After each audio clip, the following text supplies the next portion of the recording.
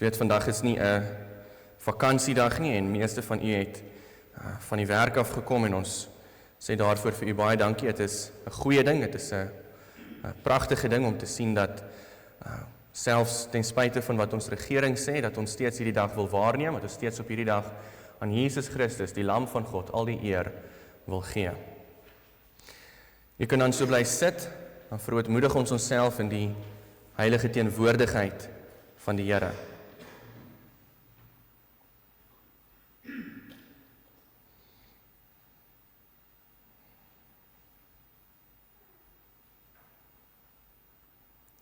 Heilig, heilig, heilig is die Here God, die Almagtige, wat was en wat is en wat kom. Aan hom wat op die troon sit en aan die Lam, kom toe die lof en die eer en die heerlikheid en die krag, tot in alle ewigheid. Amen. Geliefdes, ontvang nou die seën van die Here, genade, barmhartigheid en vrede van God onse Vader en Jesus Christus deur die kragtige werking van die Heilige Gees. Amen. Kom ons sing nou 'n loflied, ons sing Psalm 47 en ons sing daarvan al 4 die verse, vers 1 tot 4. In hierdie Psalm word al die volke opgeroep om God te prys en dit is ook iets wat ons in die woordverkondiging gaan sien. God se hele skepping, die hele wêreld moet hom en die Lam prys. So kom ons sing Psalm 47, ons sing daarvan vers 1 tot 4. Daarna kan u bly staan, daarna gaan ek die Hemelvaart manifest vir u voorhou. So ons sing Psalm 47 vers 1 tot 4, daarna kan u bly staan.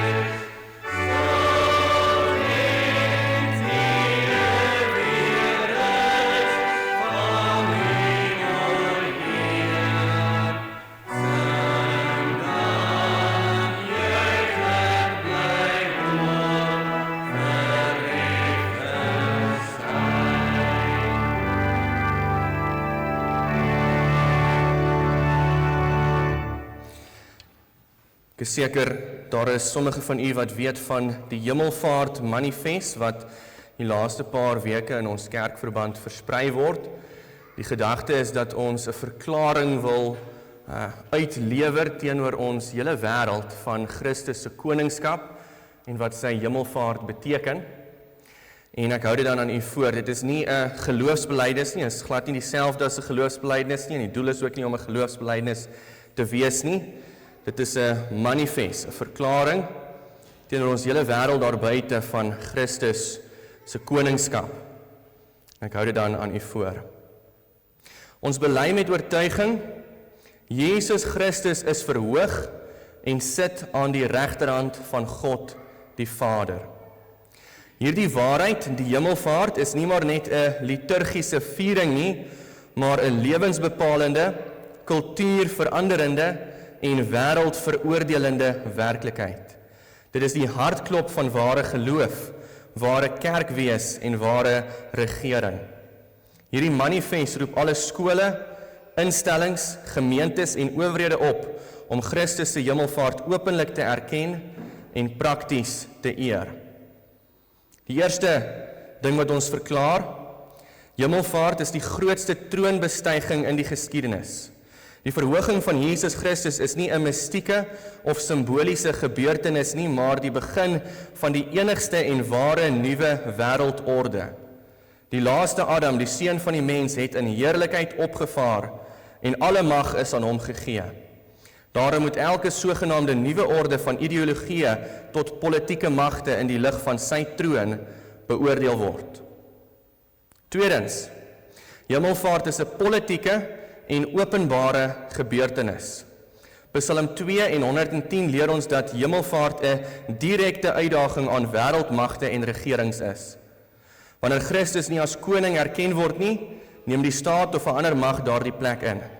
Die gevolge is onreg, chaos en ontkerstening van die openbare ruimte. Derdens, hemelvaart gee 'n anker en mandaat aan die kerk. Die kerk wat hemelvaart verstaan is 'n kerk wat deur die Heilige Gees met moed bekragtig is en daarom met durf moet leef. Dit is daarom 'n kerk van wêreldwyding, nie wêreldvermyding nie. Die Gees is uitgestort omdat Christus verhoog is en daarom mag die kerk met gesag preek, dien en leef. Vierdens, hemelvaart beklemtoon die waarde van menswees en gelowiges se heerlike eindbestemming. Jesus Christus neem nie net sy goddelike natuur hemel toe nie, maar ook ons menslike natuur.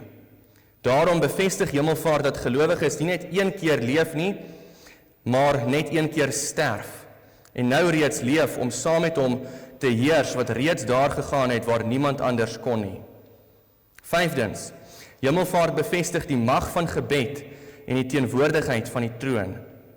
Omdat Jesus Christus aan die regterhand van die Vader sit, het ons vrymoedigheid om te bid, te werk en met gesigte wat blink die wêreld in sy naam binne te stap. Ons gevolgtrekking is dus, die uitskakeling van hemelvaart op openbare kalenders weerspieël nie neutraliteit nie, maar rebellie teen die ware koning. Hierdie manifest roep alle Christene op om die hemelvaart van Jesus Christus openlik en herhaaldelik te bely in skole, gemeenskappe, families, kerke, instellings en owerheidsinstellings. Ons publieke geloofsverklaring is die volgende: Jesus Christus is verhoog. Hy is Here. Aan hom behoort die koningskap, die mag en die heerlikheid, nou en vir ewig. Amen. U kan gaan sit.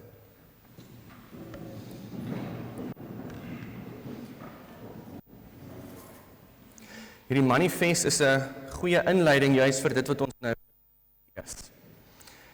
Die deel waaruit ons gaan lees uit Openbaring hoofstuk 5. Openbaring is natuurlik die laaste boek in ons Bybels. Dit is die boek van volëinding, die boek van wat vir ons vertel waarheen God die geskiedenis stuur, wat die einde van dit alles sal wees. En ons gaan Openbaring 5 lees. Openbaring 5 vertel vir ons van Christus, die lam, wat die troon bestyg en die boekrol uit God se hand neem. Die meeste kommentare wys uit, of nie meeste nie, maar baie kommentare sekerlik wys uit dat hierdie gebeure waarskynlik op Christus se hemelvaart sinspeel. Handelinge 1 vertel van Christus se hemelvaart vanuit die aardse perspektief. Die disippels het Christus op 'n wolk sien wegvaar na die hemel, en Openbaring 5 vertel dan wat gebeur wanneer hy in die hemel aankom. Hy kom na die troon van die Vader en daar ontvang hy die koningskap en mag en heerlikheid oor God se ganse skepping. So ons gaan hierby stil staan, ons gaan Openbaring 5 lees, die hele hoofstuk lees, en dan gaan ons ook in die preek by die hele hoofstuk stil staan. Ek nooi elkeen van u wat kan sien uit om dan ook so saam te volg. Ons gaan vers vir vers hierdie gedeelte werk, en as u kan sien, sal dit baie sinvol wees om dit ook so in u Bybels te volg. Kom ek lees dan vir ons die woord van die Here, Openbaring 5 vanaf vers 1. En ek het in die regterhand van hom wat op die troon sit 'n boek gesien, van binne en van buite beskrywe en met 7 seels goed verseël. En ek het 'n sterk engel gesien wat met 'n groot stem uitroep: Wie is waardig om die boek te neem, om die boek oop te maak en sy seels te breek? En niemand in die hemel of op die aarde of onder die aarde kon die boek oopmaak of daarin kyk nie. En ek het baie geween, omdat daar niemand waardig bevind is om die boek oop te maak en te lees of daarin te kyk nie. Toe sê een van die ouderlinge vir my: Moenie ween nie. Kyk, die leeu wat uit die stam van Juda is, die wortel van Dawid, het oorwin om die boek oop te maak en sy 7 seels te breek. En ek het gesien en kyk, in die middel van die troon en die 4 lewende wesens, en in die midde van die ouderlinge staan daar 'n lam asof hy geslag is, met 7 horings en 7 oë, wat die 7 geeste van God is, wat uitgestuur is oor die hele aarde. Hy het gekom en die boek geneem uit die regterhand van hom wat op die troon sit. En toe hy die boek neem, val die 4 lewende wesens en die 24 ouderlinge saam voor die lam neer, elkeen met sieters en goue skale vol reukwerk, wat die gebede van die heiliges is. Toe sing hulle 'n nuwe lied en sê: U is waardig om die boek te neem en sy seels oop te maak, want u is geslag en het ons vir God met u bloed gekoop uit elke stam en taal en volk en nasie, en het ons konings en priesters vir ons God gemaak, en ons sal as konings op die aarde heers. Toe sien ek, en ek hoor 'n stem van baie engele rondom die troon, en van die lewende wesens en die ouderlinge, en hulle getal was 10.000 van 10.000 en duisende van duisende. En met 'n groot stem het hulle gesê: Die lam wat geslag is waardig om te ontvang die krag en rykdom en wysheid en sterkte en eer en heerlikheid en lof. En elke skepsel wat in die hemel en op die aarde en onder die aarde en wat op die see is en alles wat in hulle is, het ek hoor sê: Aan hom wat op die troon sit en aan die lam kom toe die lof en die eer en die heerlikheid en die krag tot in alle ewigheid. En die 4 lewende wesens het gesê: Amen. En die 24 ouderlinge het neergeval en hom aanbid wat lewe tot in alle ewigheid. Dit is die woord van die Here. Ek vra nou dat die broeders staan en dan bid ons saam.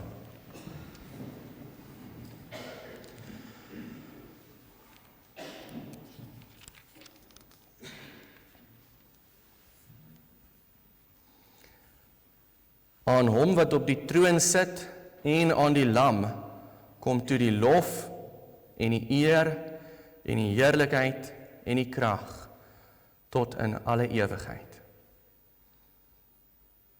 O Here, hierdie woorde is waar. Dit is 'n feit. Jesus Christus het opgevaar na die hemel.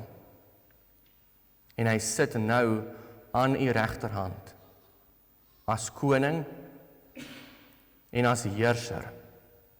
Hy heers saam met u oor alles wat in hierdie wêreld plaasvind. Daar is geen neutraliteit nie. Daar is geen duimbreedte van hierdie aarde waaroor Jesus Christus nie uitroep myne nie. Hy is koning. Hy is heerser van nou af tot in ewigheid. Die enigste vraag is eintlik, buig ons knieë voor hom of nie? Ja, Here, ons wêreld is so opstandig, ons wêreld wil nie die koning erken nie. Ons wêreld wil aanhoudend hemelvaart afmaak as net 'n storie, net iets wat mense uit hulle duim uitgesuig het, net 'n goedvoel storie wat die apostels vir mekaar vertel het om mekaar te troos. Maar ons weet dit is nie. U woord leer ons dit is nie. U woord leer ons van die werklikheid van Christus se koningskap. Ons gebed is dat U ons ook sal help, ons as kerkverband en ons as individuele gelowiges, dat U ons almal sal help, dat ons die koningskap van Jesus Christus sal erken. Help ons dat Christus koning sal wees oor ons huwelike, dat ons in ons huwelike sy koningskap sal erken en bely. In ons gesinne, in ons families, in ons skole, in ons besighede, in al die instellings waarby ons betrokke is, help ons dat ons voortdurend bewus sal wees van die feit dat hy op die troon sit en dat ons almal aan hom verantwoordbaar is. Ons bid nou vir hierdie woordverkondiging, hierdie preek. Here, praat tog met ons deur U Gees. Lei ons om hierdeur getroos en vermaan en versterk te word. Help ons dat ons saam met die 4 lewende wesens en die 24 ouderlinge en die 10.000e van 10.000e engele rondom die troon sal uitroep: Lof aan God en aan die Lam, want saam heers hulle oor die wêreldgeskiedenis. Amen.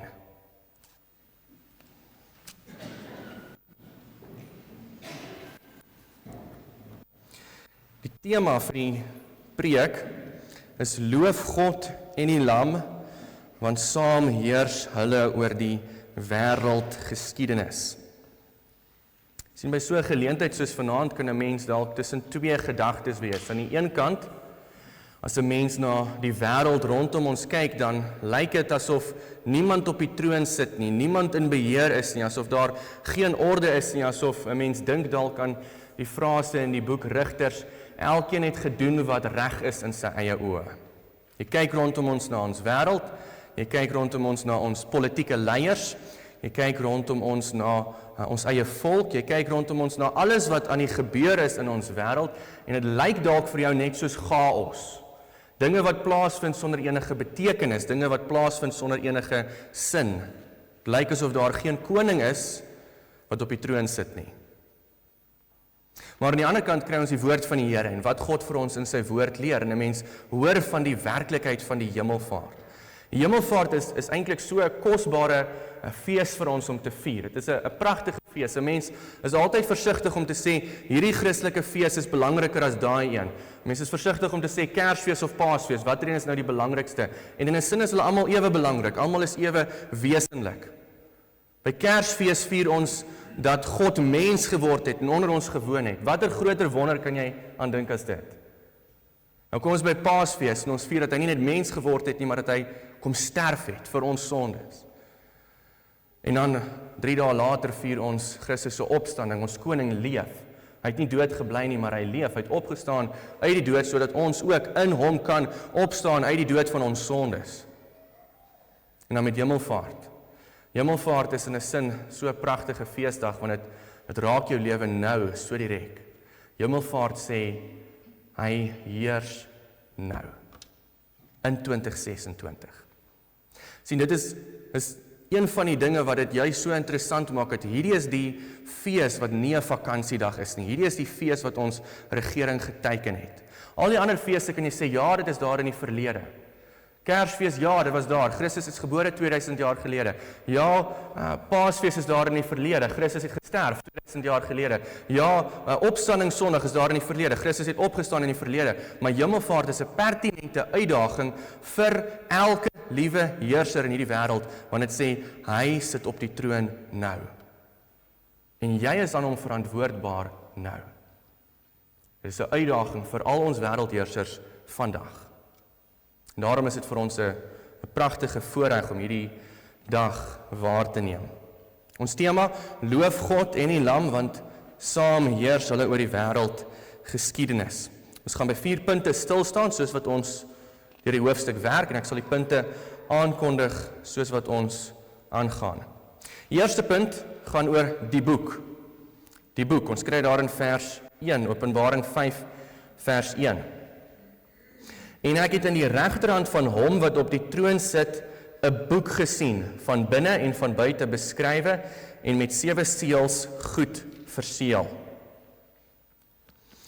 Nou hierdie visioen wat Johannes hier sien, dit is deel van 'n groter visioen. Jy kan die hele boek Openbaring in 4 visioene opdeel, wat elke keer begin met Johannes wat sê, hy was in die gees, en dan sien hy 'n visioen. Nou hierdie visioen is die grootste deel van die boek, dit is Openbaring 4 tot 16, vertel een groot visioen van verskillende dinge wat hy gesien het, en spesifiek Openbaring 4 en 5 gaan saam, dit is wat hy in die hemel gesien het. Hy is in die troonkamer van God, hy sien verskillende dinge.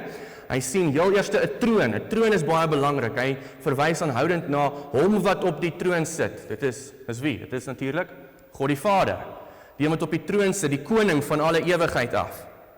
Maar hy sien ook ander dinge, ander figure, ander wesens daar in die hemel. Hy sien 4 lewende wesens, en heel moontlik verwys dit na gerubs, want hoe hulle beskryf word stem baie ooreen met hoe gerubs in die boek Esegiel byvoorbeeld beskryf word.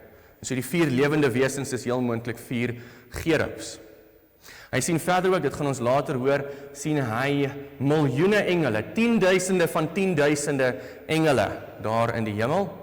Hy sien ook 24 ouderlinge wat simbolies verwys na die kerk. Onthou, die Ou Testamentiese kerk het bestaan uit 12 stamme, en die Nuwe Testamentiese kerk volg die leiding van die 12 apostels. En as jy 12 by 12 bytel, kry jy 24. So die 24 ouderlinge is verteenwoordigend van die hele kerk wat in die hemel versamel is.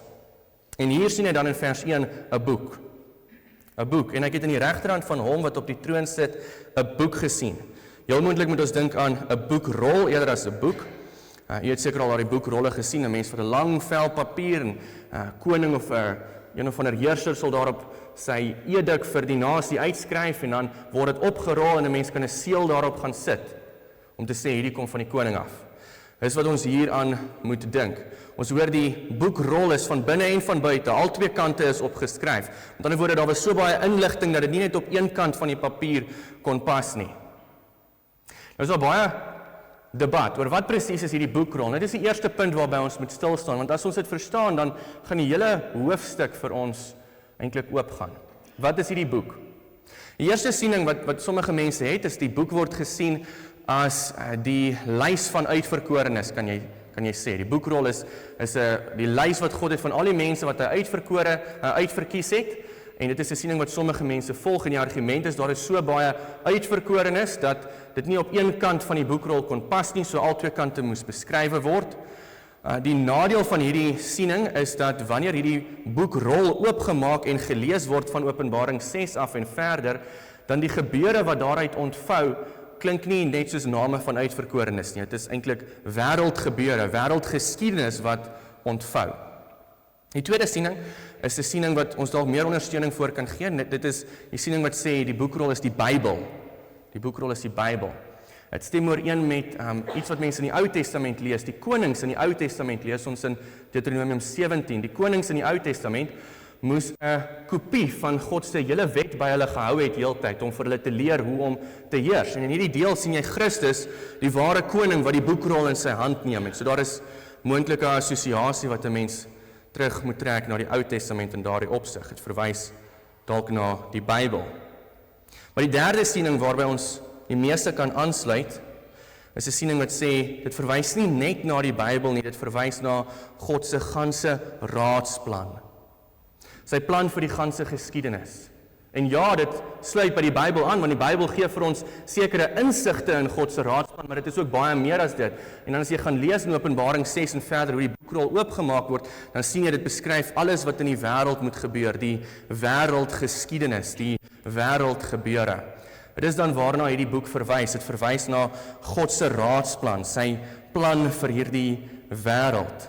'n Mens kan sê dit beskryf die geskiedenis of die verhaal van die wêreld. Ons samelewing vandag wil baie graag vir jou sê, of daar is nie 'n boekrol nie, of as daar ene is, dan is hy in jou hand.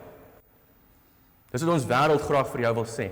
Of daar is nie 'n boekrol nie, daar is geen sin aan die geskiedenis, die dinge gebeur sommer maar net. Ons is almal aan die noodlot oorgegee. Elkeen kan eintlik sy eie storie skryf. Elkeen kan eintlik bepaal wat sy eie lot in die lewe moet wees. Of aan die ander kant, as daar 'n boekrol is, dan sit jy het hom in jou hand. Dit is 'n skoon vel papier en jy moet op hom gaan skryf wat jou storie gaan wees. Ons wêreld hou nie daarvan om te hoor dat daar 'n God is met 'n raadsplan nie. Ons wêreld hou nie daarvan om te hoor dat alles in die geskiedenis op 'n bepaalde doel afstuur, waar almal van ons verantwoording moet doen aan die een wat die verhaal geskryf het nie. Om 'n voorbeeld te gee, daar in die 19de eeu was daar 'n ateïs gewees, 'n ateïstiese digter, William Ernest Henley. Hy het 'n bekende gedig geskryf, Invictus. Ek is seker baie van u het al hierdie gedig ergens teëgekom. Dis waar hy daai bekende frase kom waar hy sê, I am the master of my fate, the captain of my soul. En in hierdie gedig, ek nou die gedig in Afrikaans probeer vertaal, maar hoor net 'n bietjie, hierdie gedig is 'n uitdaging. Dit is 'n openlike uitdaging aan enige God, wat daar ook mag wees, om te sê, ek is koning oor my lewe. So ek hou dit aan die voor, hy skryf, uit die nag wat my omvou, swart soos 'n kuil van mas tot kiel, dank ek watter gode mag wees gou vir my onoorwonne siel. In die wrede greep van die lot het ek nie gekrimp of gekla nie. Onder toeval se hou, harde genot, is my hoof bebloed, maar nie gebuig nie. Verby die plek van toorn en trane, dreig net die skadu verskriklik te wees. En tog die jare se dreigende bane, vind my en sal my vind, sonder vrees.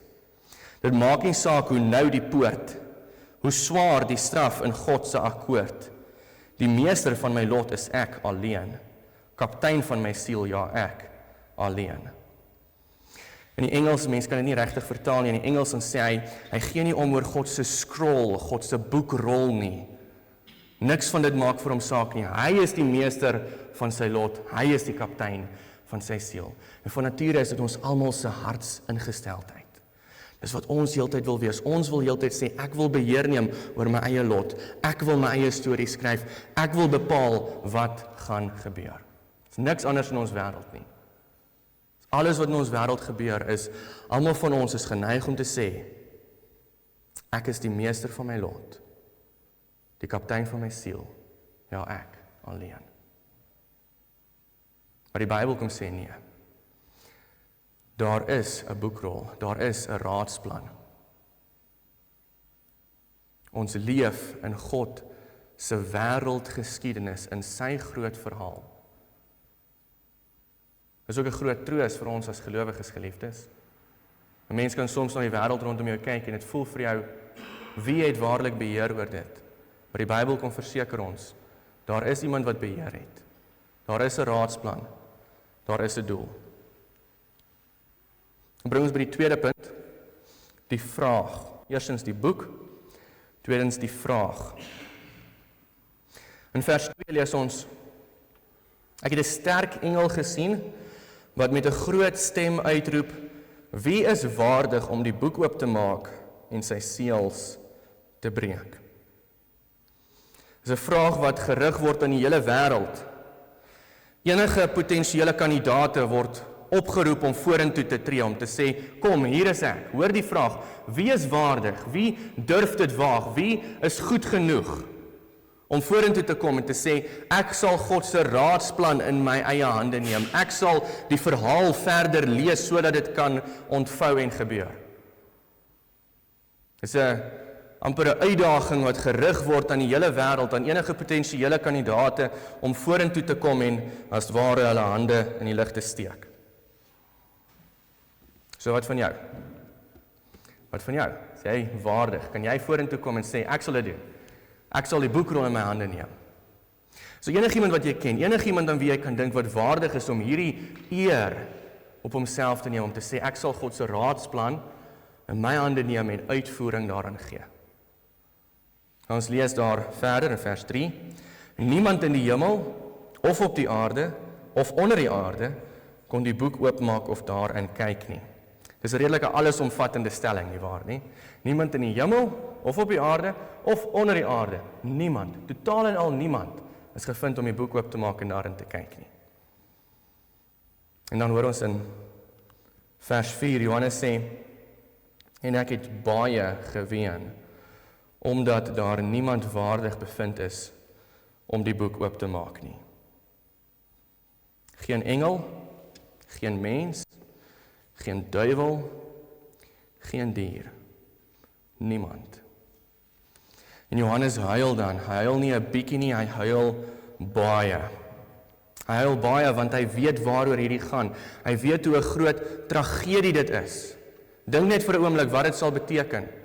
God het in sy alwysheid besluit op daardie punt van die geskiedenis, iemand moet kom om die boekrol uit sy hand te neem en sy raadsplan verder in vervulling te laat gaan.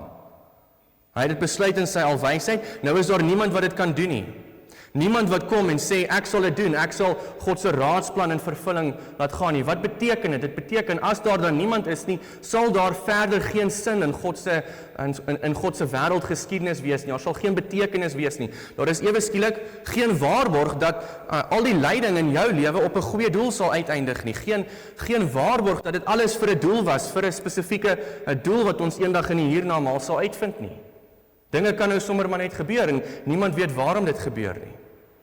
Daar is geen waarborg dat Christus weer sal kom met die wederkoms. Daar is geen waarborg dat God eendag 'n nuwe hemel en 'n nuwe aarde sal maak nie. Daar is geen waarborg van die ewige lewe nie. Daar is geen waarborg van niks nie, want God se raadsplan kan nie verder in vervulling gaan nie.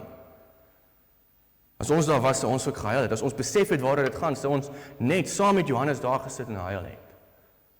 En soms kan dit vir jou ook so voel. Ek dink daar is baie van ons wat al in Johannes se skoene was. Jy staan by 'n oop graf en jy het meer vrae as antwoorde. Waarom? Waarom het dit gebeur? Jy kyk na ons wêreld en jy kyk na wat gebeur. Jy kyk na die oorloë wat uitbreek in die Midde-Ooste. Jy kyk na soveel geweld. Jy kyk na plaasmoorde. Jy kyk na alles wat ons op die nuus hoor en jy sê, waarom? Wat is die punt van dit alles? Het God 'n raadsplan en dit lyk, dalk is daar niemand wat die boekrol in hulle hande kon neem nie. En 'n mens huil. Maar as jy voel soos Johannes voel, dan moet jy ook hoor wat Johannes hoor en sien wat Johannes sien. Ons gaan nou daarby uitkom. As ek net nog 'n voorbeeld vir die kinders kan gee. Kinders, as julle gou luister, waarom is hierdie belangrik? Wat is hier aan die gang? Dink daaraan dat iemand vir jou 'n storieboek voorlees. Iemand lees vir jou 'n storieboek voor en net wanneer jy halfpad kom, wanneer die boek halfpad gelees is en jy begin om regtig belang te stel, regtig om te gee oor wat nou gaan gebeur en jy wil graag die res van die storie lees, dan word die boek toegemaak en word toegesluit in 'n kluis en jy gaan hom nooit verder lees nie. Dit is iets van dieselfde wat hier gebeur, net baie erger. Dit is die geskiedenis van die wêreld, die verhaal van die wêreld wat nie verder voortgesit kan word nie. Sien, as daar niemand gevind word om die boekrol oop te maak en te lees nie, dan is dit soos om alleen op 'n boot in die middel van die oseaan rond te dryf, sonder 'n kaptein, sonder 'n roer, sonder 'n kompas, sonder enige land in sig. Geen doel, geen betekenis, geen raadsplan nie. Wanneer ons dan soos Johannes begin ween en ons wonder wie is daar wat die boekrol kan oopmaak, moet ons hoor wat Johannes hoor. Dat bring ons by die derde punt, die lam. Ons lees in vers 5. Toe sê een van die ouderlinge vir my, moenie ween nie. Kyk, die leeu wat uit die stam van Juda is, die wortel van Dawid het oorwin om die boek oop te maak en sy 7 seels te breek. Een van die ouderlinge kom na Johannes, dit is amper asof iemand uit die kerk na hom toe kom. Onthou, die ouderlinge is 'n uitbeelding van die kerk in die hemel. Dit is amper asof die kerk na hom toe kom en vir hom sê, moenie huil nie. Moenie huil nie, dit is 'n opdrag, moenie huil nie. Moenie huil nie, waarom? Ons het 'n geneigtheid om mekaar met leë betekenislose woorde te troos. 'n Ligte klop op die skouer en 'n paar leë woorde. Toe maar, môre gaan die son weer opkom en dit gaan beter wees. En 'n mens voel, jy weet, wel, die son kan ook môre opkom, maar wat het dit met my hartseer nou te doen? Dis hoe ons geneig is om mense te troos. Dit is nie die troos wat hier vir Johannes gegee word nie.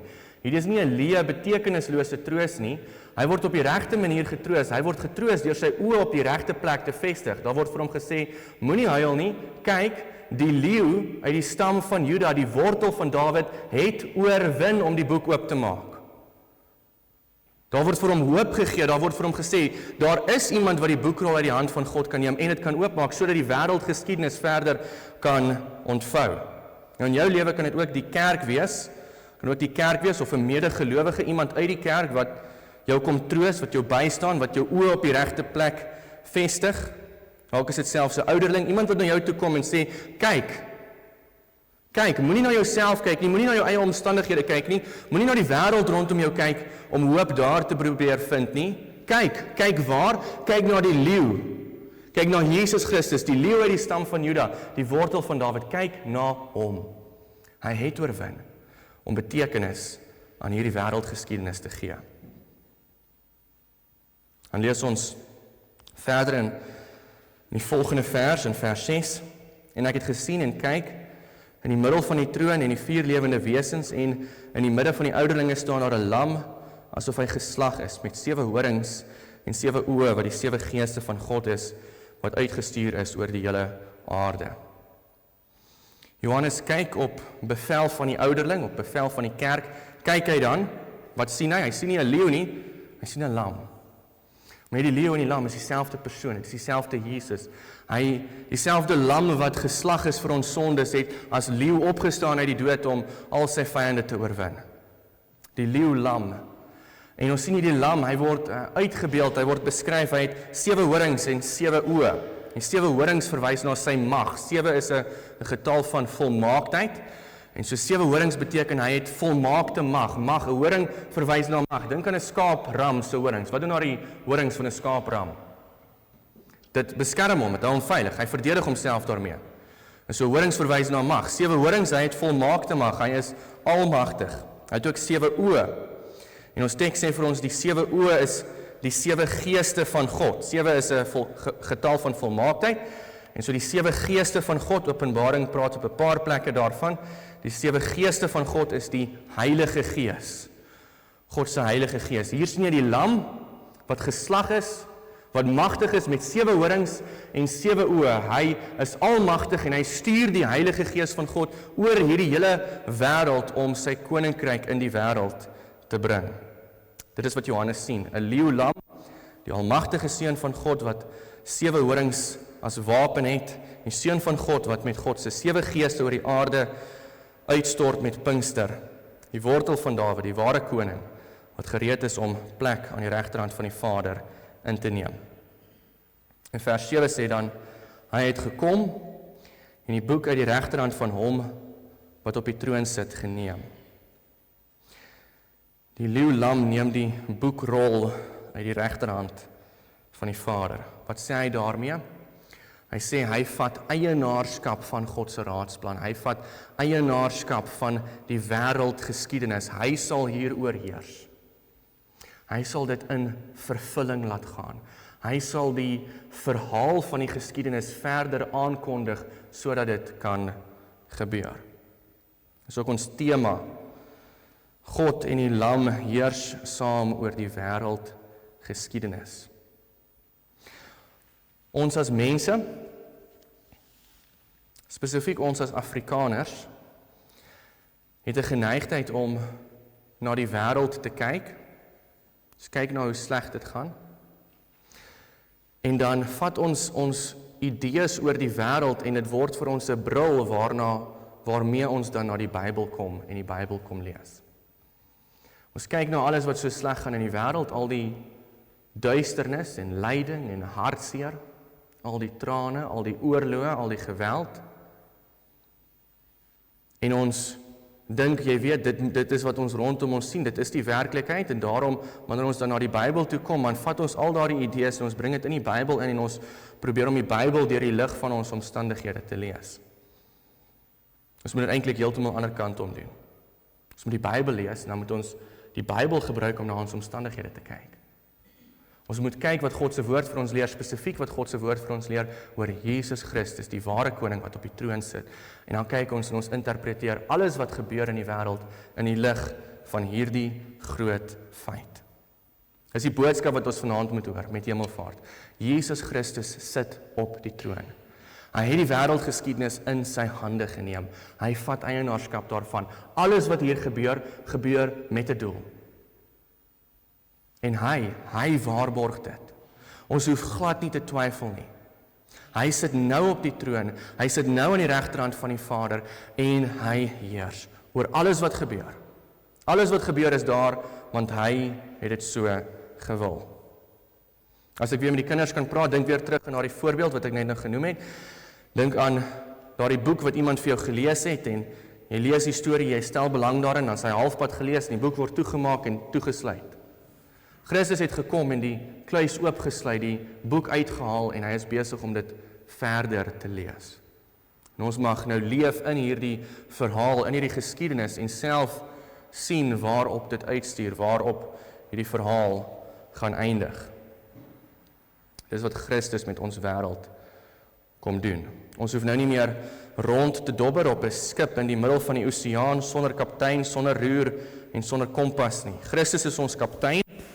Hy gee vir ons sy woord as kompas, en hy waarborg dat die land reguit noord van ons lê. Jy kan nou weet, daar is 'n doel, daar is betekenis, daar is sin in ons wêreld. En bring ons dan by die 4de punt, die lof. Vers 8 tot 14 vertel vir ons van die lof wat Christus toegesing word, wat vir God en die Lam toegesing word, oor die waardigheid van Christus. Ons gaan nie in diepte daarby stil staan nie, daar is 3 lofliedere in vers 8 tot 14, 3 lofliedere wat gesing word. Vers 8 tot 10 is die loflied van die 24 ouderlinge, saam met die 4 lewende wesens. Die 4 gerubs en die kerk, kan jy sê, sing 'n loflied tot Christus, tot die Lam. Vers 11 tot 12 sit daardie loflied voort, maar dan is dit die miljoene engele, die 10.000e van 10.000e engele wat begin saam sing en saam deelneem aan hierdie loflied wat begin is deur die 24 ouderlinge en die 4 lewende wesens. En in vers 13 kom God se ganse skepping, elke skepsel wat in die hemel en op die aarde en onder die aarde en op die see is, God se ganse skepping kom en neem deel aan hierdie loflied. Wat is die boodskap van die loflied? Vers 13 sê, aan hom wat op die troon sit en aan die Lam, kom toe die lof en die eer en die heerlikheid en die krag tot in alle ewigheid.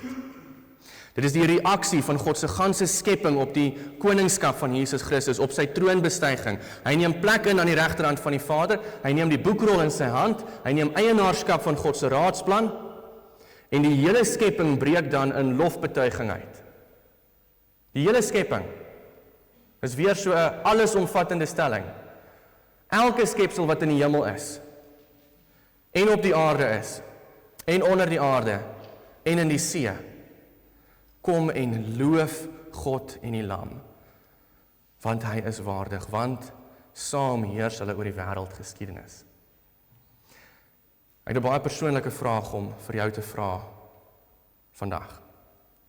Neem jy deel aan hierdie loflied? Neem jy deel aan hierdie loflied? Kom ons maak dit nog meer prakties. Neem jy deel aan hierdie loflied, nie net in gees nie, maar ook in liggaam.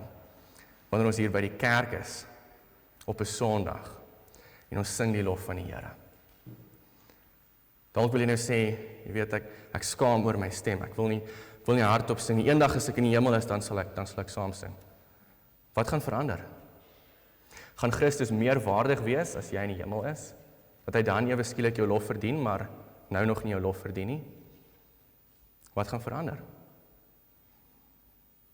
Sien wat ons hier sien is Christus se waardigheid is so oorweldigend dat die hele skepping in dankbetuiging, lof en prys uitbreek. Ek het 'n dominee geken, 'n emeritus leraar. Het eintlik voor hom groot geword. Hy was vir my 'n baie goeie voorbeeld in soveel opsigte. Baie dinge by hom geleer.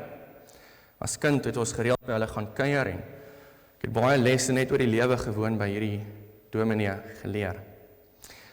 Een van die dinge wat ek by hom geleer het, is hoe belangrik dit is om saam te sing in die kerk. Sien, hierdie leraar, hy kon net nie sing nie. Hy kon nie 'n noot hou nie, hy kon hoegenaamd nie sing nie. Maar dit het hom hoegenaamd nie gekeer nie. Hy het so hard as wat hy kon, saam gesing, elke keer wat daar gesing is, en hy het nooit teruggestaan of om verskoning gevra nie. Ek het die storie gehoor, ek weet nie of dit waar is, ek nie by hom gehoor nie, maar die storie gehoor dat hy, terwyl hy op universiteit was, eenmaal langs 'n musiekdosent in die kerk gestaan het, terwyl hulle nou sing. Die musiekdosent was so gepla daaroor, dat hy na die tyd vir hom gesê het, kom net asseblief na my toe, ek sal jou leer om te sing, ek sal jou gratis leer om te sing, kom vir 'n les. En in die middel van die les het selfs die musiekdosent opgegee en gesê, gaan, daar's geen salf in jou te smeer nie. Die dominee het gesing. Hy het uit sy volle bors gesing. Waarom? Sien, ons voel dalk, jy weet, my stem is nie goed genoeg nie, my stem is nie mooi, ek kan nie mooi genoeg sing nie, maar God is nie tevrede as net die mense met mooi stemme sing nie. Hierdie gedeelte sê, al die skepsels in die hemel, al die skepsels op die aarde, al die skepsels onder die aarde en al die skepsels in die see het saam gesing. En ek kan u waarborg, jou stem is baie mooier as die stem van 'n vis. Daarom sing uit volle bors saam, as ons die lof en eer en heerlikheid aan ons God en Vader en sy Seun bring, sing uit volle bors uit saam. Loof God en die Lam, want saam heers hulle oor die wêreldgeskiedenis. Amen. Kom ons bid saam.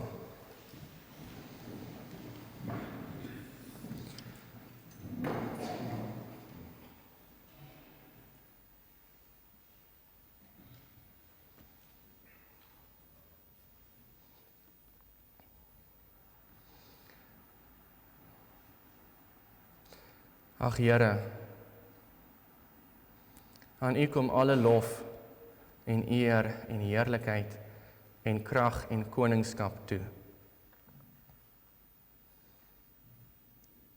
U word geloof deur die ganse skepping en ook ons moet toetree tot hierdie loflied, uit volle bors uit saam sing.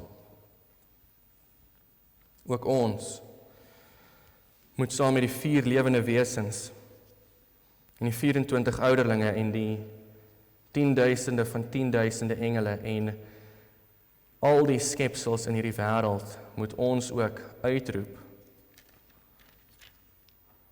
Aan hom wat op die troon sit en aan die Lam, kom toe die lof en die eer en die heerlikheid en die krag tot in alle ewigheid.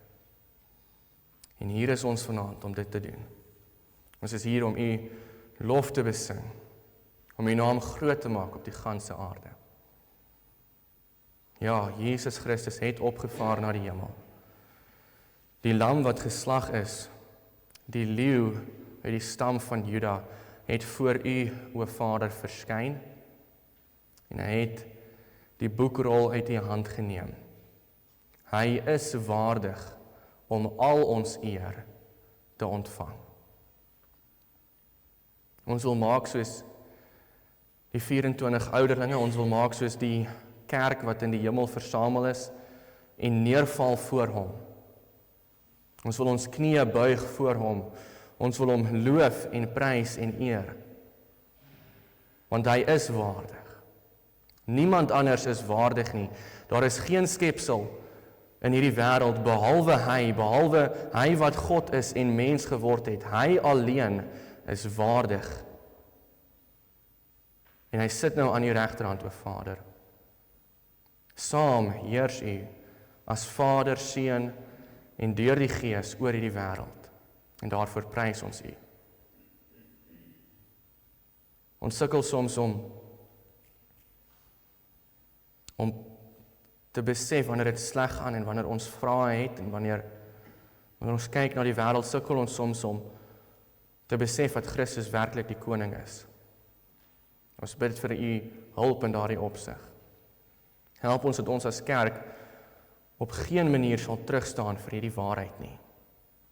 Dat ons alles wat ons doen, al die bedieningswerk, al die evangelisasiewerk, al die aksies wat ons doen, dat dit alles hier sal uitgaan vanuit die fondasie van Christus wat die koning is nou.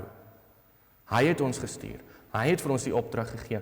Ons is hier met die hoogste denkbare sanksie. Hy het vir ons gesê, doen hierdie werk. En help ons dat dit ons sal dryf, dat dit ons sal motiveer. Nie 'n poging net om vir onsself skatte op die aarde bymekaar te maak nie. Nie 'n poging om vir onsself ydelle eer te versamel nie. Maar dat ons ten diepste besig sal wees om gehoorsaam te wees aan die ware koning. Ag, drie enige God. Ons bid vir ons gemeente, ons bid vir ons kerkverband, ons bid vir U kerk hier in Suid-Afrika en ons bid vir U kerk oor die hele wêreld. Wees met ons, help ons om 'n lig in die duisternis in te skyn, om die evangelie in die wêreld in te dra, om mense te konfronteer, te bemoedig en te troos met die koningskap van Jesus Christus. Gaan met ons gemeentelede wat deur moeilike tye gaan. Waar dit ook al mag wees. Mense ly swaar onder die vloek van die sonde. Mense ly swaar wanneer ons gekonfronteer word met die dood. Mense ly swaar wanneer ons siek word en ons liggame begin agteruit gaan. Ons bid dat U ons sal bystaan en sal help. In die naam bo alle name, die naam van Jesus Christus, die naam van die koning, bid ons dit. Amen.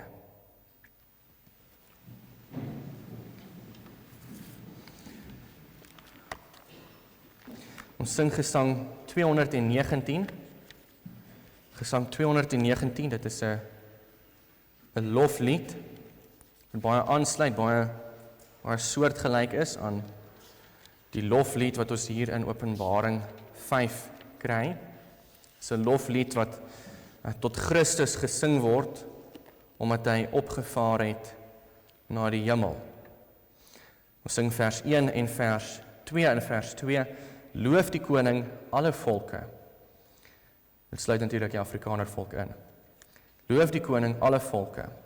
Hy kom weer eendag op die wolke, as regter kom en oordeel hy. Uit die grafte kom die dooies, voor hom kniel almal slegtes goeies, waar hy die bokke skape skei. Erken die hoogste Heer, gee hom sy koningseer, halleluja.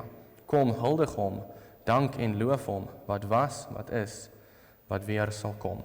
Gesang 219 vers 1 en 2, u kan daarna bly staan vir die seën van die Here. Amen.